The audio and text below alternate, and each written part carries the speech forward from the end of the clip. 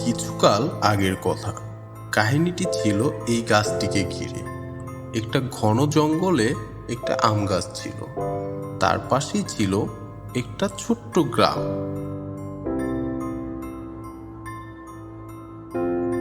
ওই গ্রামে একটা ছোট্ট বাচ্চা ছিল, হিমু।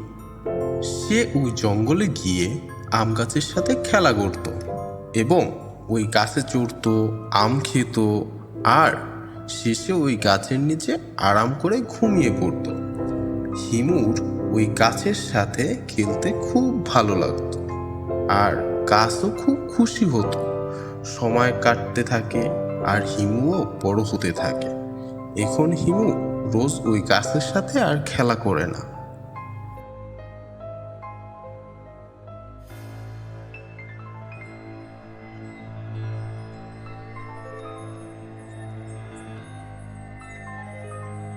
কিছুদিন পরের কথা। হিমু হাঁটতে হাঁটতে গাছের কাছে গেল। ও খুব দুঃখী ছিল।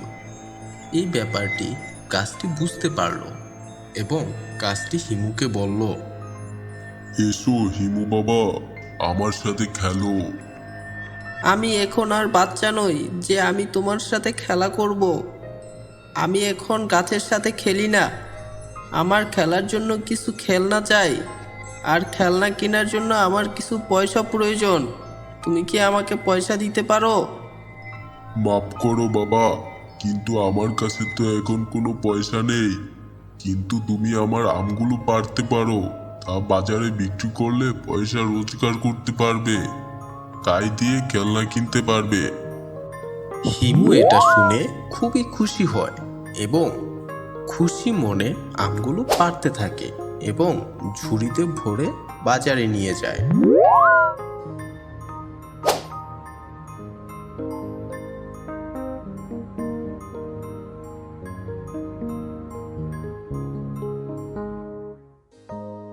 কিন্তু অনেক দিন হয়ে গেল।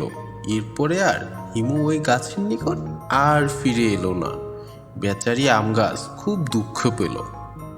কয়েক বছর পর হিমু যখন যুবক হয়ে গেল, তখন আবার সে আম গাছের নিকট ফিরে এলো।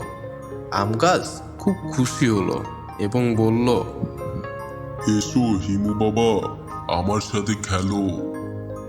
আমার তোমার সাথে খেলার মতো সময় নেই। আর তাছাড়া আমি এখন বড় হয়ে গেছি। আমার এখন পরিবার আছে, পরিবারের জন্য কাজ করতে হয়। এখন আমার একটা ঘর চাই। তুমি কি আমাকে সাহায্য করতে পারবে? হিমু প্রশ্ন করে। এটা শুনে গাছ বলে, আমাকে ক্ষমা করে দাও বাবা, আমার কাছে তো ঘর নেই যা তোমায় দিতে পারি। কিন্তু তুমি আমার ডাল ভেঙে তুমি তোমার ঘর তৈরি করতে পারো। এটা শুনে হিমু আম গাছের সব ডাল ভেঙে কেটে নিজের সাথে সেসব নিয়ে খুশি মনে সেখান থেকে চলে গেল। একবারও গাছটির দিকে ফিরে তাকালো না। ডাল ভাঙার পরেও আম গাছটি খুশি ছিল, কিন্তু হিমু আর ফিরে এলো না। বেচারি গাছ আবার দুঃখ পেল। কিছু বছর পর গরমের সময় হিমু আবার এলো আম গাছের নিকট। গাছ খুব খুশি হলো তাকে দেখে। তখন গাছ খুশিতে বলে উঠল, এসো হিমু বাবা, আমার সাথে খেলো। আমি এখন বুড়ো হয়ে গেছি। এখন আমার জীবনে অর্থ উপার্জন করতে হয়। আমার জীবনে আরামে চালানোর জন্য এখন নৌকা চালাতে চাই। তুমি কি আমাকে একটা নৌকা দিতে পারো? হিমু প্রশ্ন করে। এটা শুনে গাছ বলে, বাবা, তাহলে তুমি আমার কাণ্ড ব্যবহার করে নৌকা বানাও। ফলে তুমি নৌকা চালিয়ে খুব খুশি থাকবে। তারপর আর কি, হিমু গাছের ওই কাণ্ড কেটে নিল আর তা দিয়ে একটা নৌকা বানিয়ে তা নিয়ে চলে গেল।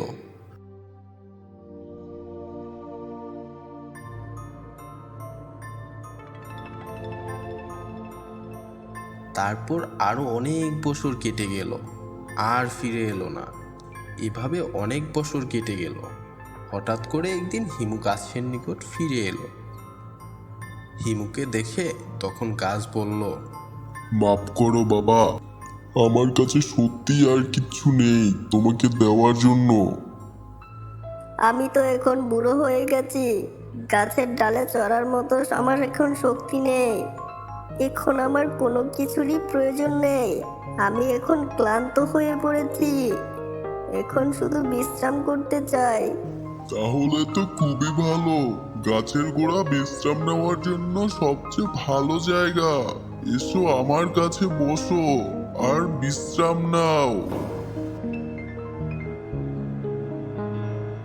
হিমু গাছের কাছে বসতে আম গাছ খুব খুশি হয়ে যায় আর গাছটি কেঁদে দেয়। তো বন্ধুরা, এই গল্পটি আমাদের মন ছুঁয়ে যায় যে একটা গাছ কিভাবে আমাদের সারা জীবন ধরে শুধু উপকার করে যায় আর মানুষ তার কোনো কদরই করে না। গাছ আমাদের ছায়া দেয়, ফল দেয়, ফুল দেয়, কাঠ দেয়, কিন্তু আমরা মানুষরা নির্দয়ের মতো ওদের কেটে থাকি আর বিনিময়ে কিছুই দেই না। তো ছোট্ট বন্ধুরা, তোমাদের অনুরোধ করছি, তোমরা নতুন গাছ না লাগাতে পারলেও ওদের কেটো না।